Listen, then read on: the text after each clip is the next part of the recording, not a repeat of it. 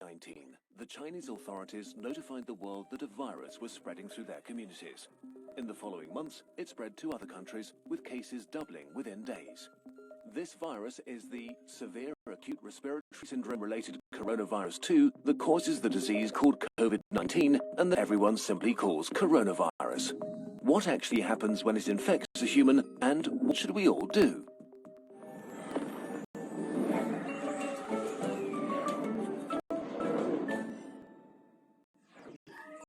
A virus is really just a hull around genetic material and a few proteins, arguably not even a living thing. It can only make more of itself by entering a living cell.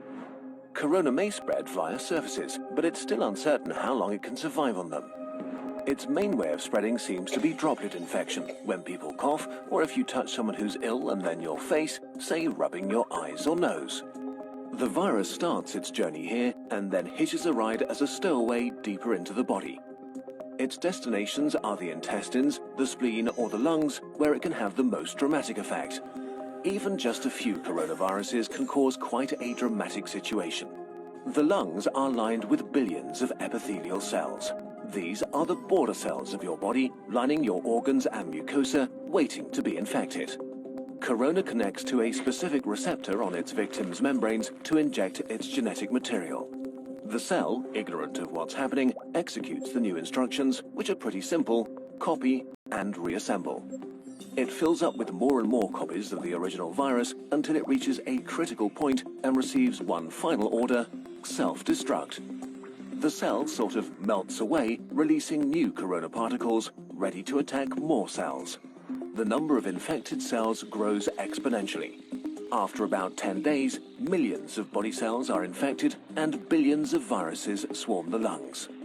The virus has not caused too much damage yet, but corona is now going to release a real beast on you, your own immune system. The immune system, while there to protect you, can actually be pretty dangerous to yourself and needs tight regulation. And as immune cells pour into the lungs to fight the virus, corona infects some of them and creates confusion.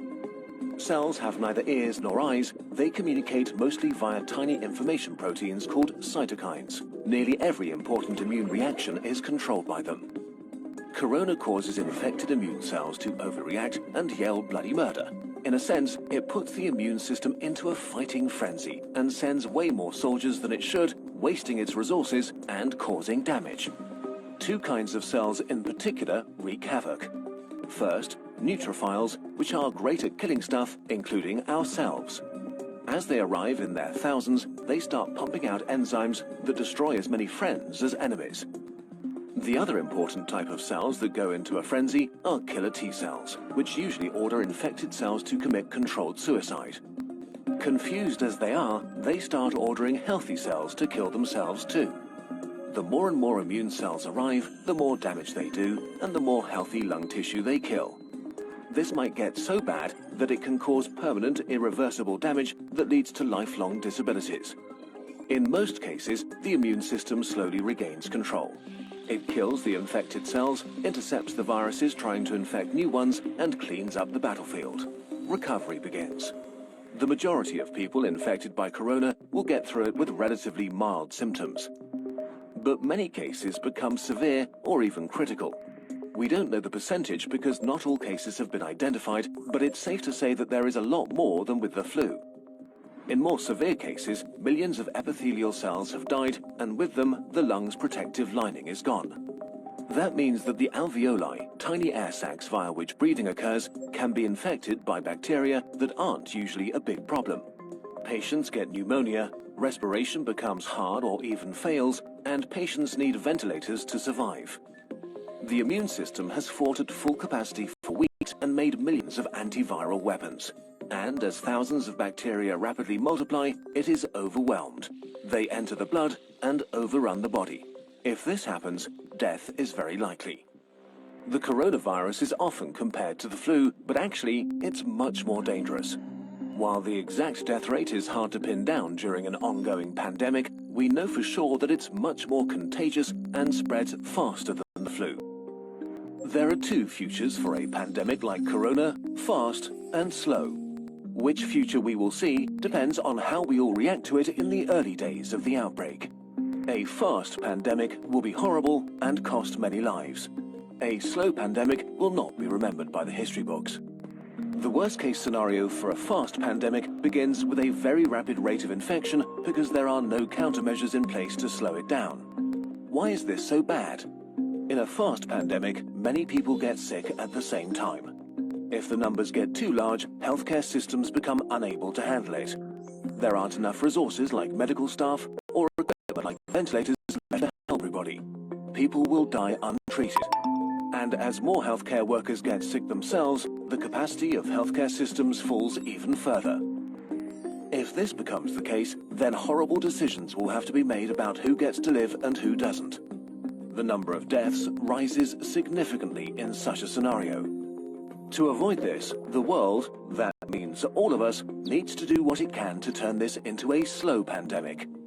A pandemic is slowed down by the right responses, especially in the early phase, so that everyone who gets sick can get treatment and there's no crunch point with overwhelmed hospitals. Since we don't have a vaccine for corona, we have to socially engineer our behavior to act like a social vaccine. This simply means two things: not getting infected and not infecting others. Although it sounds trivial, the very best thing you can do is to wash your hands. Soap is actually a powerful tool. The coronavirus is encased in basically a layer of fat. Soap breaks that fat apart and leaves it unable to infect you. It also makes your hands slippery, and with the mechanical motions of washing, viruses are ripped away. To do it properly, wash your hands as if you've just cut up some jalapenos and put in your contacts next. The next thing is social distancing, which is not a nice experience, but a nice thing to do. This means no hugging, no handshakes. If you can stay at home to protect those who need to be out for society to function, from doctors to cashiers or police officers. You depend on all of them. They need you to not get sick. On a larger level, there are quarantines, which can mean different things, from travel restrictions or actual orders to stay at home. Quarantines are not great to experience and certainly not popular, but they buy us, and especially the researchers working on medication and vaccination, crucial time. So if you are put under quarantine, you should understand why and respect it. None of this is fun, but looking at the big picture, it is a really small price to pay. The question of how pandemics end depends on how they start. If they start fast with a steep slope, they end badly. If they start slow with a not-so-steep slope, they end okayish. And in this day and age, it really is in all of our hands, literally and figuratively. A huge thanks to experts who helped